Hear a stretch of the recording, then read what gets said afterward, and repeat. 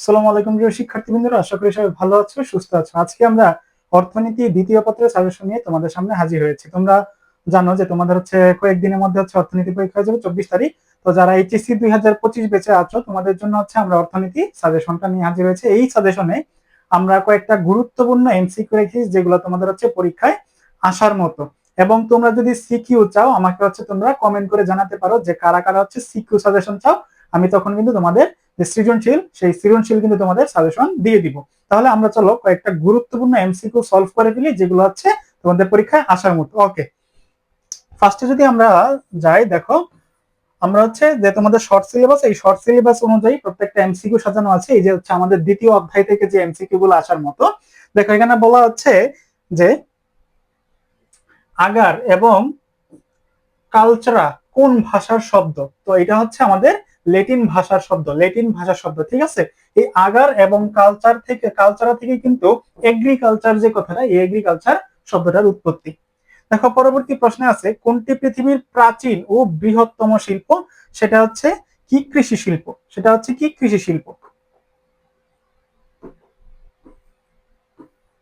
দেখো পরবর্তী প্রশ্নে আছে যে কৃষির প্রথম আবাদ শুরু হয় কোন দেশে? অর্থাৎ প্রথম যে চাষাবাদ, কৃষির চাষাবাদ, সেটা কোন দেশ থেকে শুরু হয়? সেটা প্যালেস্টাইন থেকে। বাংলাদেশের অর্থনীতির প্রধান খাত কোনটি? একটা ভূমি, একটা চাষ করা, একটা কর্ষণ করা, একটা কৃষি। তাহলে অ্যান্সারটা কি? অ্যান্সারটা কৃষি। তাহলে এরকম সবগুলোই তোমাদের এখানে কিন্তু আমি অ্যান্সার দিয়ে দিয়েছি, তোমরা কিন্তু এখান থেকে পড়ে নিতে পারবে খুব সহজে। কোন ধরনের খামার বাংলাদেশের কৃষিতে লক্ষ্য করা যায়? সেটা মাঝারি নাকি ক্ষুদ্রায়তন, বাণিজ্যিক নাকি বৃহৎ? সেটা ক্ষুদ্রায়তন যে খামার আছে সেটা কিন্তু বাংলাদেশে সবচেয়ে বেশি পরিমাণে দেখা যায়। কোন ধরনের কৃষক বর্গা চাষ করেন? বর্গা চাষ মানে ধরো একজন কৃষকের যদি অনেক কম জমি থাকে বা অল্প জমি থাকে, সে আরেকজনের এখানে একটু বাড়তি কাজ করে, ঠিক আছে। অনেক আমরা পার্ট টাইম যেমন জব করি, একটা জবের পাশাপাশি আরেকটা পার্ট টাইম যেমন জব করি, ওনারা ঠিক সেম, যে আমার একটা ক্ষুদ্র কৃষি জমি আছে, এই জমি ছাড়াও আমি অন্য একটা জায়গায় বা অন্য একটা জমিতে আমি যদি আরেকটু চাষ করি, সেটাকে বলে বর্গা চাষ। তাহলে দেখো যাদের নিজের অল্প জমি আছেন তারাই কি বর্গা চাষগুলো করে থাকেন। ওকে, আশা করি বুঝতে পারতেছো। পরবর্তী প্রশ্ন যদি যাই, দেখো বলা আছে তাসনিয়ার বাবা এবার লাভের আশায় তাদের জমিতে অর্থকরী ফসল ফলিয়েছেন। তাসনিয়াদের জমিতে উৎপাদিত হয়েছে তাহলে কি? তাহলে আমাদের জানতে হবে যে আসলে অর্থকরী ফসল কোনগুলো। অর্থকরী ফসল তোমরা জানো যে ধান, পাট, চা, আখ, এগুলো কি আমাদের অর্থকরী ফসল। তাহলে দেখো এখানে অপশনে আছে আখ, তেলবীজ এবং পাট। তাহলে আমরা জানি যে আখ এবং পাট এগুলো আমাদের অর্থকরী ফসল। এগুলা বাংলাদেশের চাহিদা আছে, যদি আমি এগুলা বিক্রি করি তাহলে আমি একটা ভালো ইনকামের বা একটা ইকোনমিক্যাল স্টেবিলিটি অর্জন করতে পারবো। তাহলে এই যে দুইটা পণ্য, এই দুইটা পণ্য আমাদের অর্থকরী ফসল। তাহলে আমাদের অ্যান্সারটা হবে কি? অ্যান্সার হবে 1 ও 3, ঠিক আছে, আখ এবং পাট। পরবর্তী প্রশ্নে যদি যাই, দেখো বাংলাদেশের কৃষির কয়টি উপখাত রয়েছে? সেটা কি? 4টি। তাহলে বাংলাদেশের কৃষির উপখাত কয়টা? 4টা। অনেকে তোমরা আবার বলতে পারো যে ভাইয়া তাহলে 4টা উপখাত কি কি, তাই না? অনেকে এমন আছো যে প্রথম প্রথম শুনতে পারো, ঠিক আছে। আশা করি এমন নাই, যদি কেউ থাকে একটু দেখে নাও তোমরা। যে শস্য ও শাকসবজি, প্রাণী সম্পদ, মৎস্য এবং বনজ সম্পদ, এই 4টা কি আমাদের উপখাত, ঠিক আছে। তাহলে এগুলো কি আমাদের কৃষির উপখাত 4টি। দেখো কাঠ, বেত, মোম, মধু, রাবার নিয়ে কোন উপখাতটি গঠিত হয়? এটা কি? বনজ সম্পদ। বনজ সম্পদ, এগুলো কি? বনজ সম্পদ উপখাত। ওকে, এই অধ্যায়ের সবচেয়ে কম প্রশ্ন রেখেছি আমি। এই অধ্যায় থেকে আমি 10টি এমসিকিউ রেখেছি, কারণ এই অধ্যায়টা এত বেশি কঠিন না, তোমরা একবার রিডিং করলেই পারবে। পাশাপাশি এই 10টা এমসিকিউ তোমরা যদি একটু ভালোভাবে ব্যাখ্যা সহ করতে পারো তাহলে আশা করি এখান থেকে তোমরা কমন পাবে। ওকে, দেখো লাস্ট এমসিকিউ দেখো। আত্মকর্মসংস্থানের আশায় মতিন 10% জমিতে নার্সারি স্থাপন করে। মতিনের নার্সারিটি কৃষির কোন উপখাতের অন্তর্ভুক্ত হবে? তাহলে দেখো সে যেহেতু নার্সারি স্থাপন করেছে, নার্সারির মধ্যে কিন্তু অনেক ধরনের কিন্তু তোমরা জানো যে গাছপালা থাকে, ঠিক আছে। ফুল গাছ, ফল গাছ থেকে শুরু করে বনজ গাছ বা ঔষধি গাছ থেকে শুরু করে অনেক প্রকার গাছ থাকে। এই যে অনেক প্রকার যে গাছ থাকে, এজন্য আমরা এটাকে বলতেছি কি?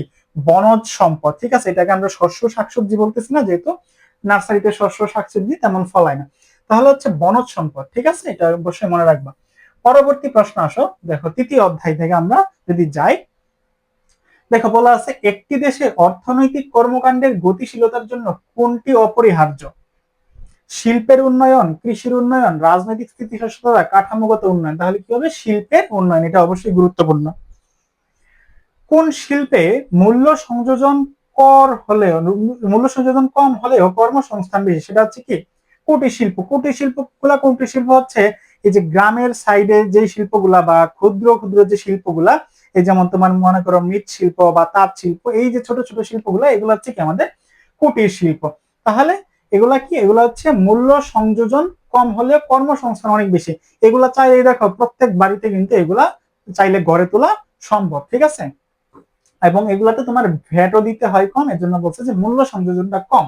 ওকে, দেখো বাংলাদেশের শিল্প খাত কয়টি উপখাতে বিভক্ত? সেটা হচ্ছে বাংলাদেশ শিল্প খাত উপখাত 4টা খাতে বিভক্ত, ঠিক আছে? যেমন পোশাক শিল্প, মৎস্য শিল্প, ঠিক আছে? এই যে শিল্পগুলো, এগুলো হচ্ছে বাংলাদেশের শিল্পের উপখাত।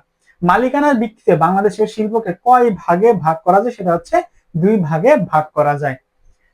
পরবর্তী প্রশ্ন, কোন আমলে এ দেশে কোনো বৃহৎ শিল্প গড়ে ওঠেনি? সেটা হচ্ছে ব্রিটিশ আমলে।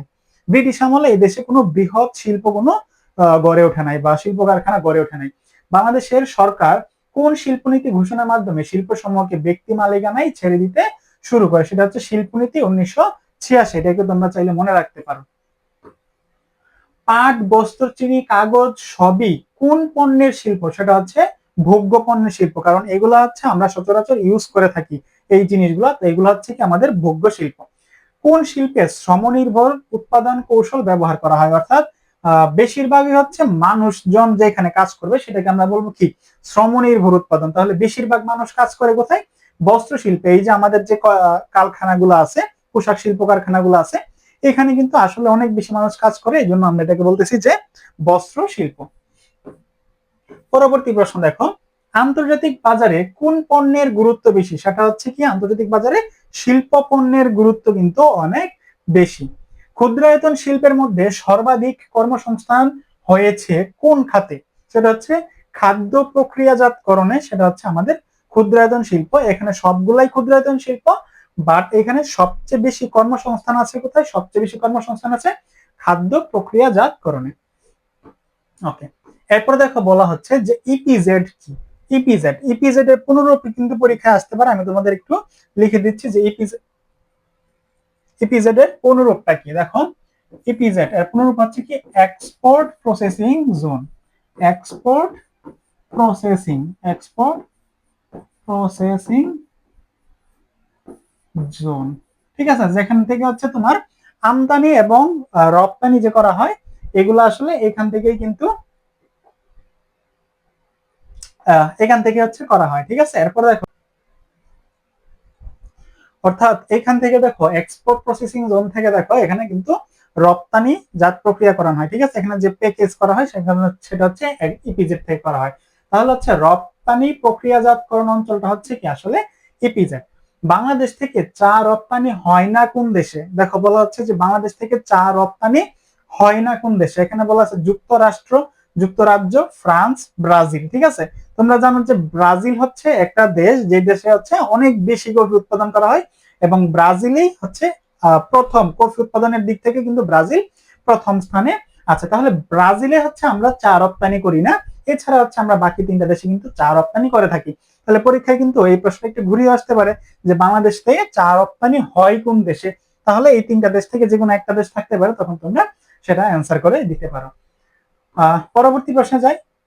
অতি ক্ষুদ্র শিল্পের কর্মীর সংখ্যা কতজন হয়ে থাকে? সেটা হচ্ছে 10 থেকে 24 জন হয়ে থাকে।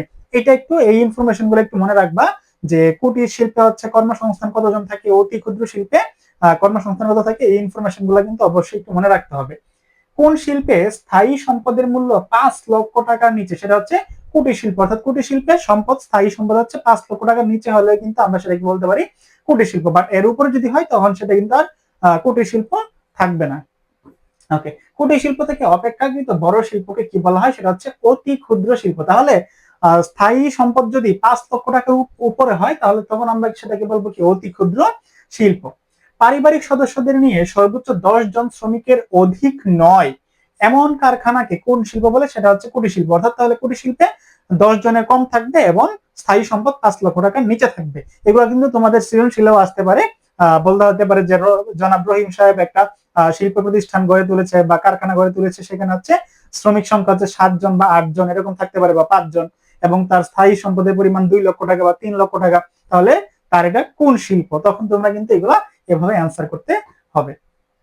মোমবাতি কোন শিল্প উৎপাদিত হয়? সেটা হচ্ছে কুটির শিল্পে। মোমবাতি অনেক ছোট একটা শিল্প, তো সেটা হচ্ছে কুটির শিল্পে। চাইলে তুমি এটা বাড়িতে বসে বসে করতে পারো। কোন শিল্প পরিবেশ দূষণ রোধ করে? সেটা হচ্ছে কুটির শিল্প। কুটির শিল্পে যেহেতু কোনো কার্বন ডাইঅক্সাইড বা কলকারখানা যেহেতু নির্মাণ করা লাগে না, তাহলে সেটা হচ্ছে আমাদের পরিবেশ দূষণ রোধ করে। ঠিক আছে, আচ্ছা। তো এরপর থেকে হচ্ছে আমাদের চতুর্থ অধ্যায়। তোমাদের সুবিধার্থে আমরা শর্ট শর্ট করে ভিডিওগুলো আপলোড করব, যে তোমাদের দেখতে সুবিধা হয়। তাহলে আজকে এখান পর্যন্তই। পরবর্তীতে হচ্ছে আমি চতুর্থ অধ্যায়গুলো এমসিকিউ নিয়ে আলোচনা করবো। সে পর্যন্ত সবাই ভালো থাকো, সুস্থ থাকো। আল্লাহ হাফেজ।